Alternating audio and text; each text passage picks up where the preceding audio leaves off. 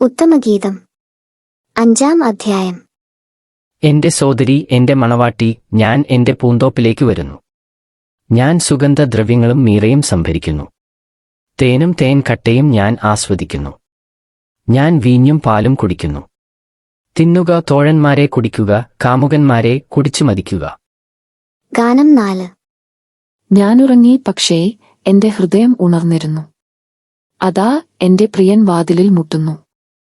എന്റെ സോദരി, എന്റെ പ്രിയേ, എന്റെ മാടപ്പിരാവേ, എന്റെ പൂർണ്ണവതി, തുറന്നു തരുക. എന്റെ തല തുഷാരബിന്ദുക്കൾ കൊണ്ടും എന്റെ മുടി മഞ്ഞുതുള്ളികൾ കൊണ്ടും നനഞ്ഞിരിക്കുന്നു.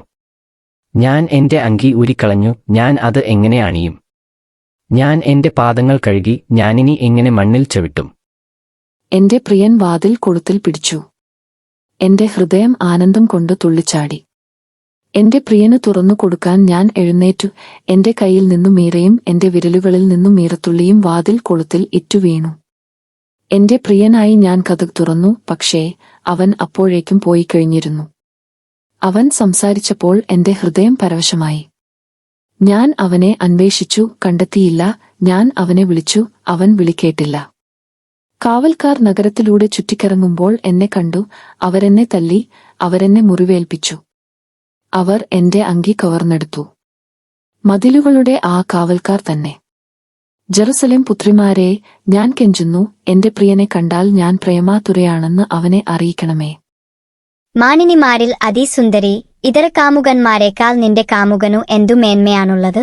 ഞങ്ങളോടിങ്ങനെ കെഞ്ചാൻ മാത്രം നിന്റെ കാമുകനു മറ്റു കാമുകന്മാരെക്കാൾ എന്തു മേന്മ? എന്റെ പ്രിയൻ അരുണനെ പോലെ തേജസ്സുറ്റവൻ, 10,000-ങ്ങളിൽ അതിശ്രേഷ്ഠൻ. അവന്റെ ശിരസ്തനി തങ്കമാണ്. കാക്കക്കറുപ്പുള്ള അവന്റെ അളകാവലി തിരമാലയ്ക്ക് തുല്യം. അവന്റെ കണ്ണുകൾ അരുവിക്കരയിലെ പ്രാവുകളെ പോലെയാണ്. പാലിൽ കുളിച്ചു തൂവലൊതുക്കിയ അരിപ്രാവുകളെ പോലെ തന്നെ. അവന്റെ കവിളുകൾ സുഗന്ധദ്രവ്യങ്ങളുടെ തടങ്ങൾ പോലെയാണ്. അവിടെ നിന്നു പരിമളം പൊഴിയുന്നു. അവന്റെ അധരം ലില്ലിപ്പൂക്കളാണ്. അവിടെ നിന്നു നറുംപശദ്രവം ഇറ്റുവീഴുന്നു.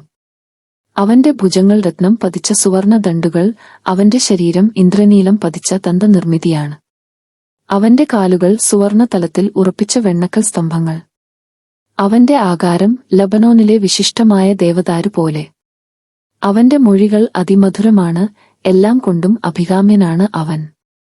ജെറുസലേം പുത്രിമാരെ, ഇതാണ് എന്റെ പ്രിയൻ, ഇതാണ് എന്റെ തോഴൻ.